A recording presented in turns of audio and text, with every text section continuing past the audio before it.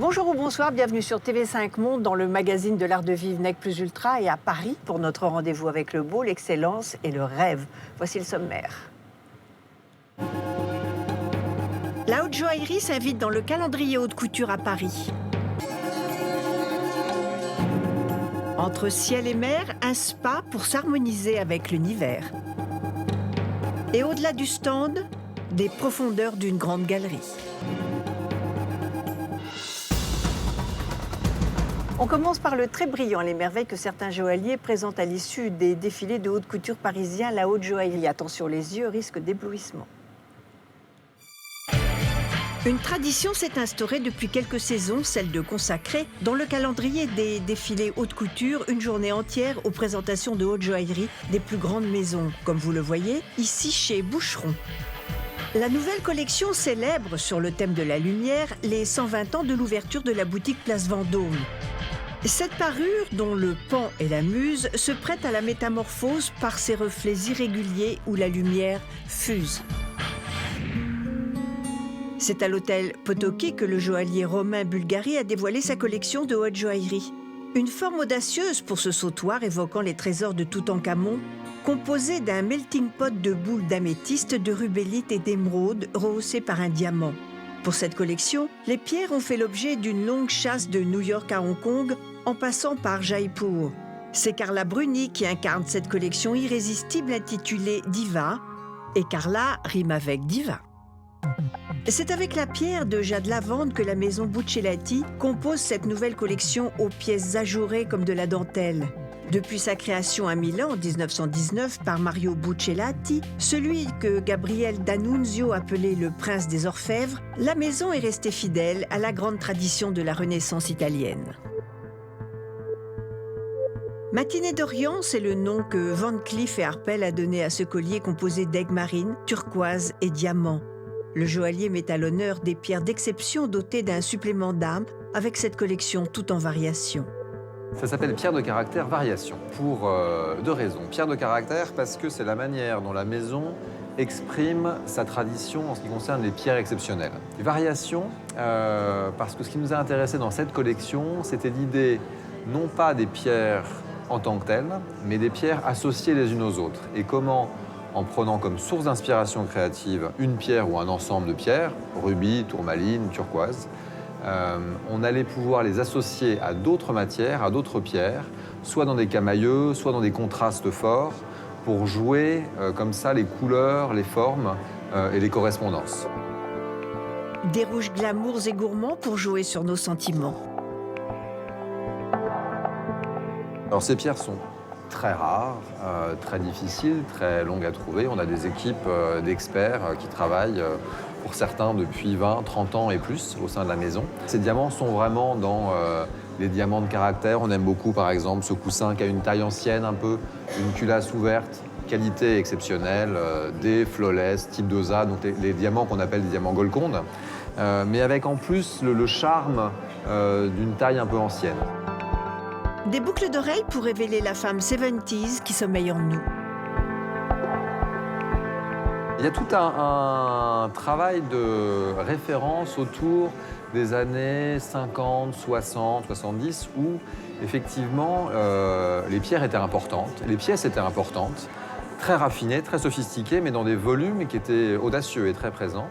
Et on a voulu retravailler autour de ce qu'on appelle parfois la bague cocktail avec un côté fantaisie, mais qui veut dire en fait quelque chose d'assez audacieux, une taille importante, une pierre de centre importante, et qu'on ne traite pas de manière très simple avec juste un corps-fil, c'est-à-dire une monture très simple en or ou en platine et éventuellement 2 pierres sur les côtés, mais qu'on vient vraiment intégrer dans une architecture de joaillerie. Les bijoux sont l'expression matérielle du lien amoureux et Chaumet s'en fait le porte-parole audacieux. Dans cette collection de 12 pièces uniques, il compose autour du lien et dessine ses pièces dans un esprit très art déco. Des géométries racées soutiennent saphir, tourmaline, tanzanite et jouent sur les différentes nuances de bleu de ces pierres précieuses.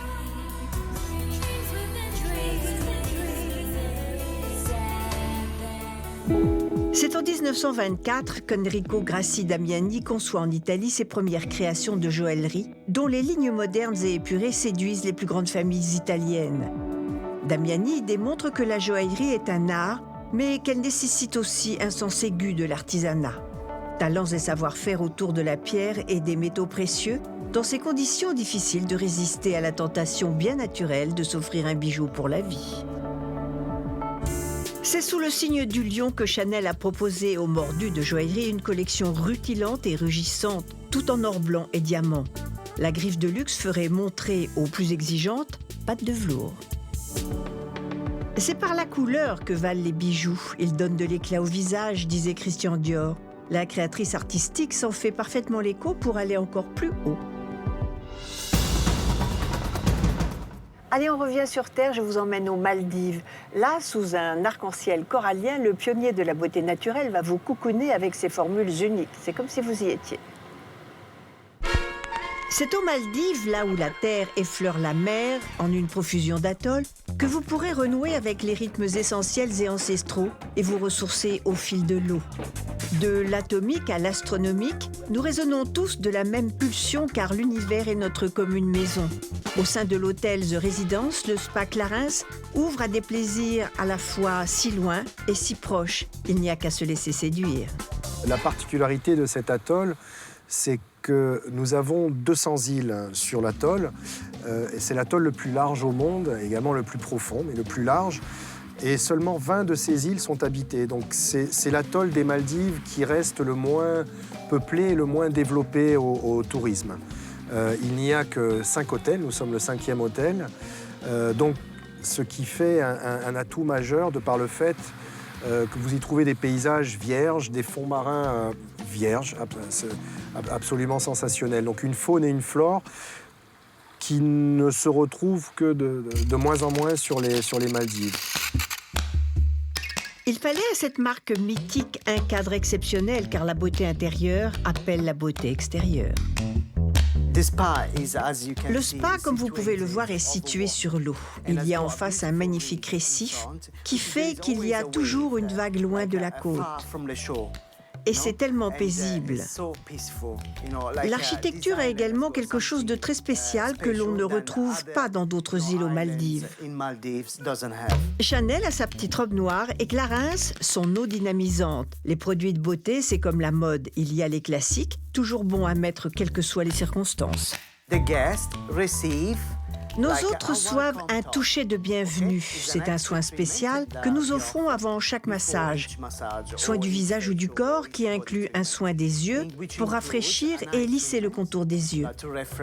Vous recevez également un soin du cou avec cette fameuse eau qui a un parfum revigorant et qui comporte plus de 70 herbes à l'intérieur. Puis vous recevez un massage des pieds que nous effectuons avec de l'huile pour le corps. On est déjà à moitié endormi.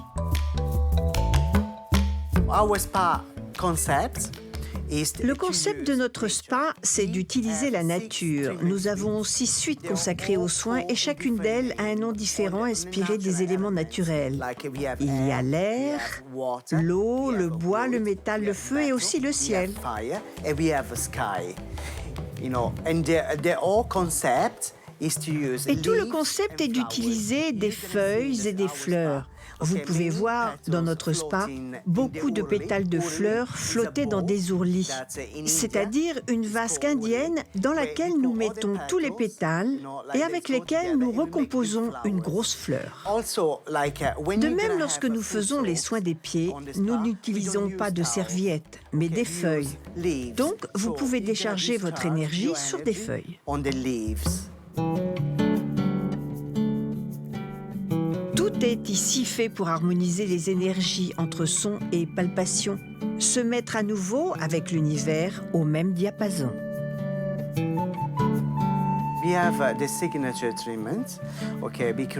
Nous avons des soins signatures. Nous avons créé Paradis et Paix.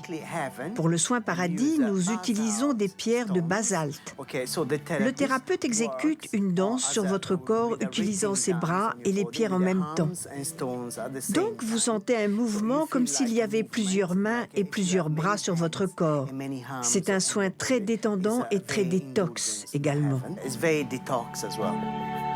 Des pierres, des plantes, la maison puise ses soins au cœur des éléments et rappelle à notre corps qu'avant d'être social, son appartenance à la terre est primordiale. L'Ayurveda est un style de vie et nous offrons un soin appelé pur, au sein duquel nous nous occupons de la tête, du cou et des épaules pendant 1 heure.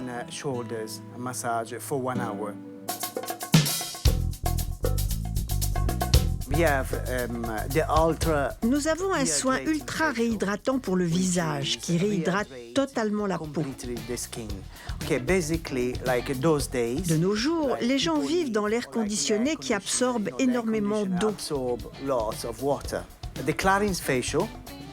Le soin du visage que nous proposons est très hydratant et très nourrissant à base d'écorce qui garde l'humidité dans la peau afin que l'eau ne se volatilise pas avec l'air conditionné ou le temps.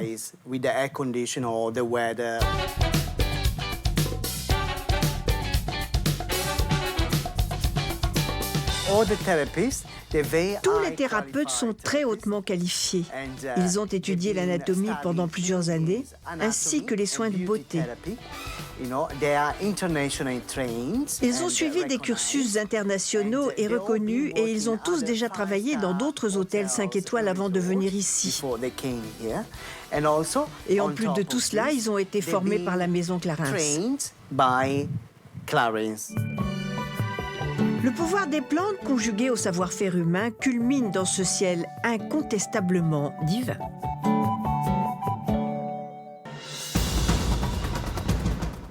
Ça le fait, comme l'on dit. Pour terminer cette émission, j'aimerais vous présenter une grande galeriste, Anne-Isabelle Berès. Sa spécialité, les avant-gardes français des 19 et 20e siècles rencontrent.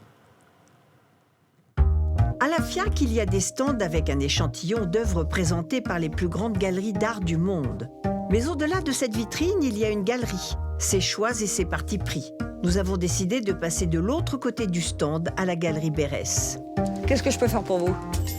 Eh bien justement, racontez-nous.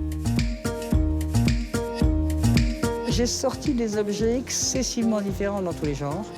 Comme vous le savez, je m'occupe aussi bien de la fin du 19e que du début 20e. Et j'ai voulu justement montrer les deux côtés. Il n'y a jamais d'unité à la base, il y a toujours une unité à la fin. D'ailleurs, regardez mon stand et vous apercevrez que finalement les objets vont très bien ensemble. Alors qu'à la base, ils ne le sont pas. Pourquoi? Parce qu'ils correspondent tous à un choix, à une envie, à un goût profond. La galerie Berès a été fondée en 1951 par Huguette Berès. Elle est dirigée aujourd'hui par sa fille Anne-Isabelle. C'est le goût du galériste que vous retrouvez à chaque fois. Je veux dire, le métier, c'est uniquement à l'achat.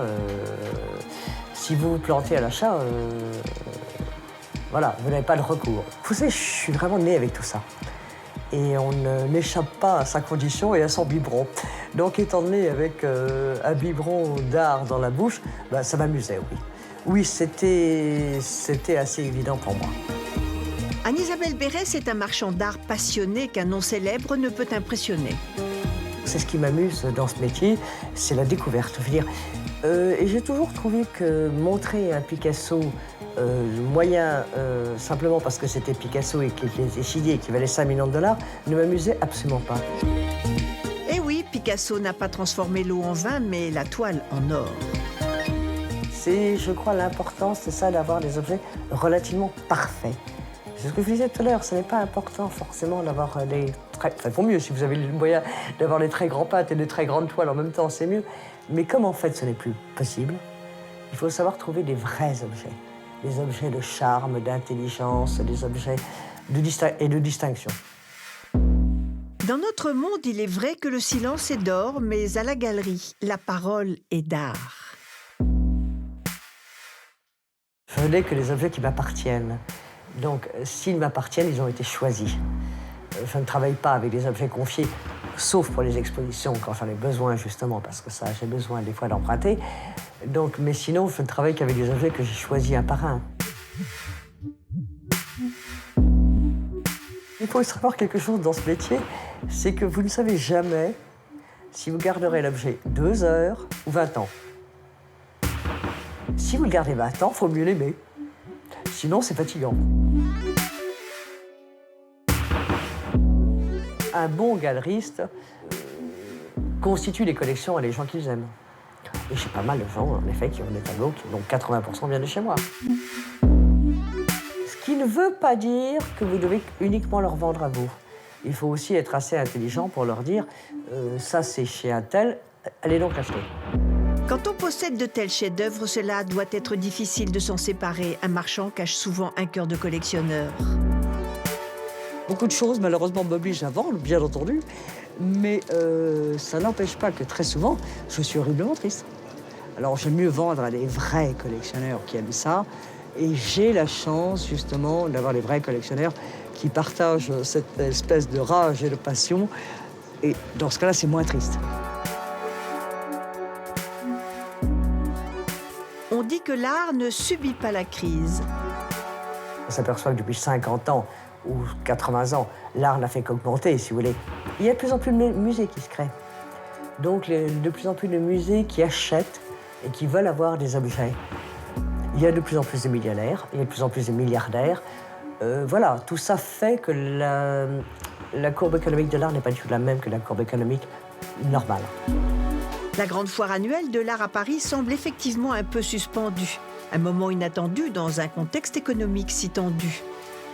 Cela laisse aux galeristes la possibilité de garder une certaine légèreté.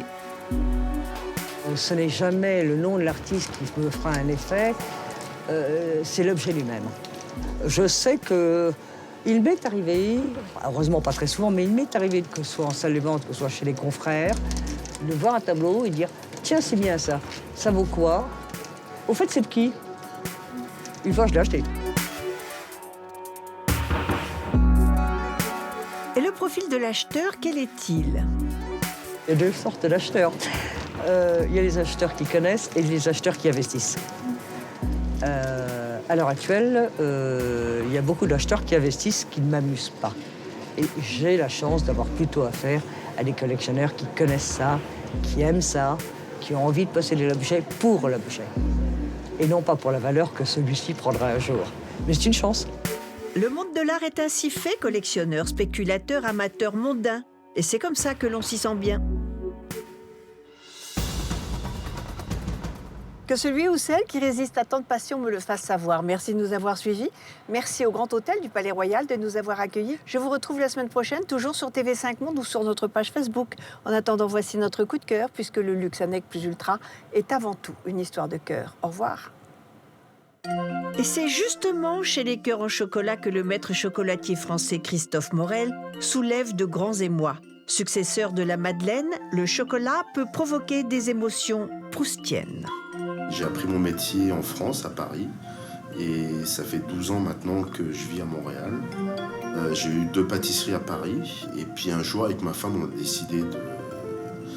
On était encore jeunes, on a décidé de faire le pas ici, on rêvait de venir au Canada, et puis voir un peu comment ça se passait. Et puis voilà, on n'est jamais revenu, on est resté là. Il y a plein de choses qui se passent, ça bouge, et au niveau alimentaire, c'est très évolué déjà.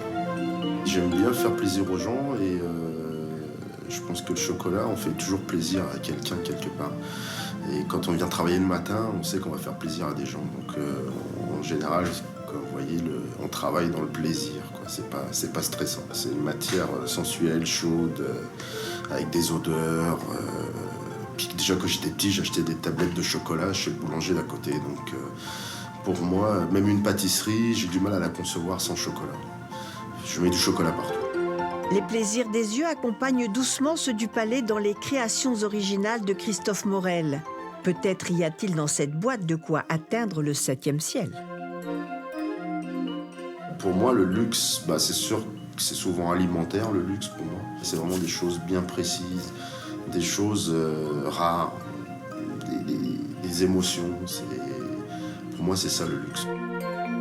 Que ceux qui n'ont jamais succombé à la gourmandise lui jettent la première pierre, que dis-je, la première truffe.